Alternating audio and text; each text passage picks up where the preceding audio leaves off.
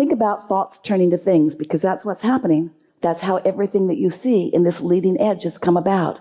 There's vibrations that have turned to thoughts, and thoughts that have turned to words, and words that have turned to experiences, and experiences that have turned to things. In other words, it's this vibrational evolution, just like the seed in the ground. At first is a seed, and then it's a plant, and then it's a plant bearing fruits or vegetables or something wonderful. There's a process of the evolution, and it's thoughts turning to things. We want you to think about that. But you, bless your hearts, as humans, you just want to talk about the things, the things, the things, the things, the things.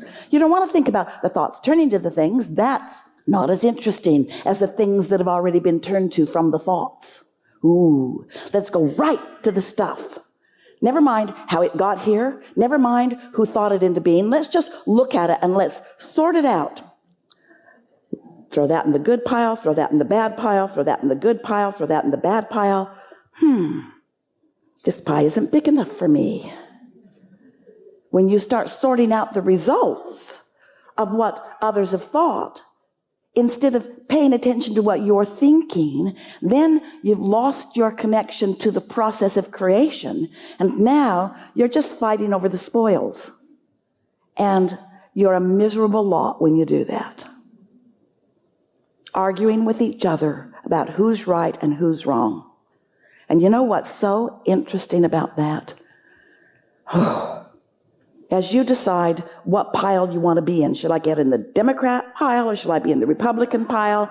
Should I get in the right pile or the wrong pile? What pile on what subject should I be in? We want to say to you, playfully, meaning it with everything that we are, there are really only two piles.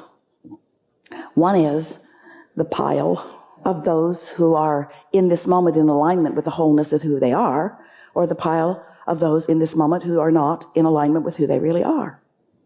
And if you are in alignment with who you really are, you feel so good. And if you're not in alignment with who you really are, you feel so awful. And then you want to blame everybody and everything about why you don't feel so good, when you've given your power away to feel good, because you've put it all upon what they're doing over there, you see. So we think it's nice that you are coming to know that you create your own reality. And we like it when you understand that you are so much more than you see here in this human body. And we like it so much when you begin to associate the way you feel with your vibrational offering in the moment. And we like it even more when you associate the way you feel in this moment. By the way you feel, you understand that what it means is, it is your relationship with what you have asked for, what you have become, and nothing else. It does not have anything to do with anyone else on the planet. No one else is meant to stand in a way to make themselves your object of attention that is pleasing to you. This conditional love that you are seeking is not working for you and will never work for you, because there is no other who is supposed to stand in some place and be all that you need them to be, so that all you have to do is lazily look at them and feel good. And yet that's what you say to most people. You say, oh, when I look over there, oh, I feel so good. You need to be more like that, so that when I look at you, I will feel better. And we say, that conditional love, that conditional way of living may serve you for a moment, but it puts so much unfair pressure on others who cannot hold their place for your happiness. And it leads you to the most terrible of disadvantage, because if you're counting on any one of them who is here to find their own life experience, then you are disappointed, always disappointed, which is not in alignment with who you are. And then holding that vibrational frequency, you're not in the receiving mode of your source of everything that is wonderful. And then it just gets bleaker and bleaker. Really, the better it gets, the better it gets, the worse it gets, the worse it gets. Because if this universe is anything, it's a universe that responds to vibration and creates momentum immediately. Momentum is the basis of this law of attraction-based universe.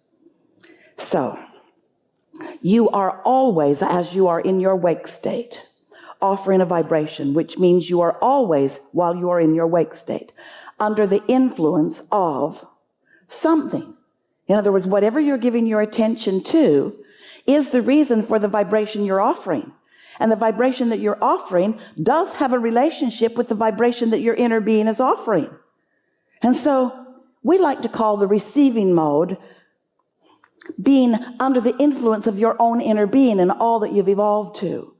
But if we are really fair with our logic and with the words that Esther is finding, we must say you are always under the influence of something. And you can tell by the way you feel whether you're under the influence of the whole of who you are and all that you've become, or whether you're under the influence of some stream of consciousness that is going on in your physical world. You could be under the influence of CNN, or you could be under the influence of whatever you're giving your attention to. Esther just received a shipment from the printer of some wonderful things. She is finding ways to get them in your hands. She thought first about a bumper sticker, but she really doesn't like a bumper sticker on her bumper. And she didn't think it was a good idea for you to run around with a bumper sticker that said "under the influence."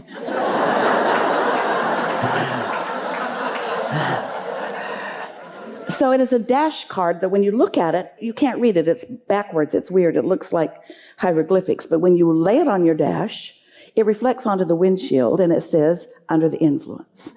And Esther has hers on her car now because she wants to think about all day, every day, what she's under the influence of. Is she under the influence of her knowing? Is she under the influence of the part of her that knows about her worthiness? Is she under the influence of the part of her that loves easily and that gives others the benefit of the doubt?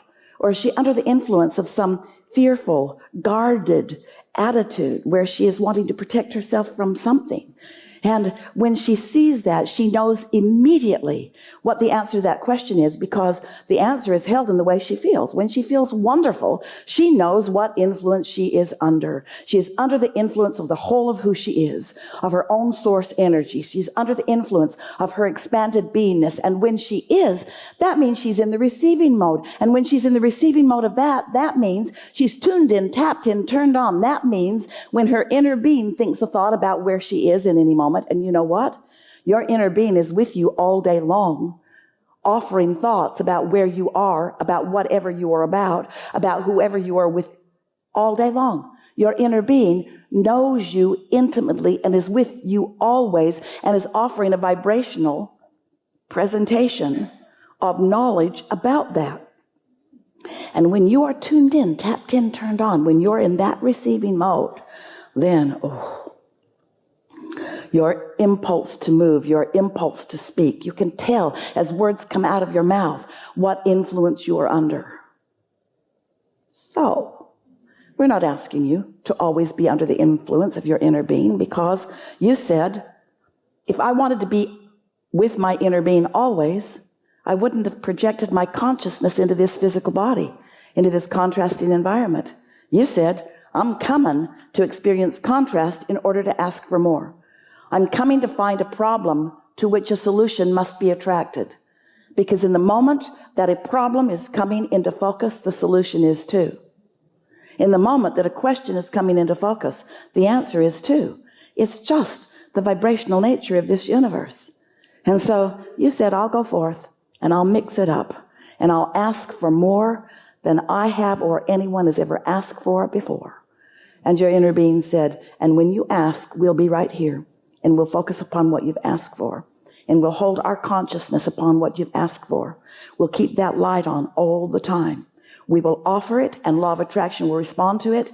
And if you are listening, if from time to time you can get into that receiving mode, you will feel yourself inspired. You will feel yourself called toward the cooperation with your own desire. And you said, game on. So here you are. Here you are, and sometimes you're a cooperative component and sometimes you're not. But always, always, always, now you know about your emotional guidance system. You can tell which you are doing in any moment in time. We want to say to you, you can't get it wrong. We also want to say to you, you can't get it wrong because you never get it done. Because anytime something feels off to you, you launch more rockets of desire. We just think that it would be so wonderful if you would move in the direction of what you want more often. Well, we've actually broken it down for you that this creative process is sort of a step-by-step process. Step one is life causes you to ask. Call that step one. Can't help it. You're going to ask all day long. Step two is source holds the vibrational frequency of what you've asked for. We just explained that to you. When you ask, you launch a rocket, your inner being is all over that rocket, holding consistently to what you've asked for, and now you've got a set point that you can reach for. When you ask, it is given. Step 3 is, you got to get in the receptive mode of what you've asked for in order for you to receive the inspiration, in order for you to witness it into physical being. That's what's so beautiful about this leading edge reality in which you live. Thoughts turn to things. This is the leading edge. You get to witness. It's not just an idea. It's an idea in a state of becoming. And when you're tuned into who you are, you get to witness it becoming. You get to feel the thrill of the idea being born within you. And you get to feel yourself on point with it or not. You get to feel whether you're honed into it, just like turning your dial to tune into any signal in your vibrational world. And you get to feel when you've clicked into place, and then you get to witness the results of being clicked into place. You get to watch the universe respond to your alignment. You get to watch your life unfold. And as you hear us, you come to understand that your life is unfolding in exact reflection to the vibrational mix that you've got going on. A mix that you have utter and complete control of. Ooh, it's so rich and delicious. So, now you know everything we know. We've enjoyed this interaction immensely. There's an ocean nearby. Go put your feet in it. What do you want to talk about?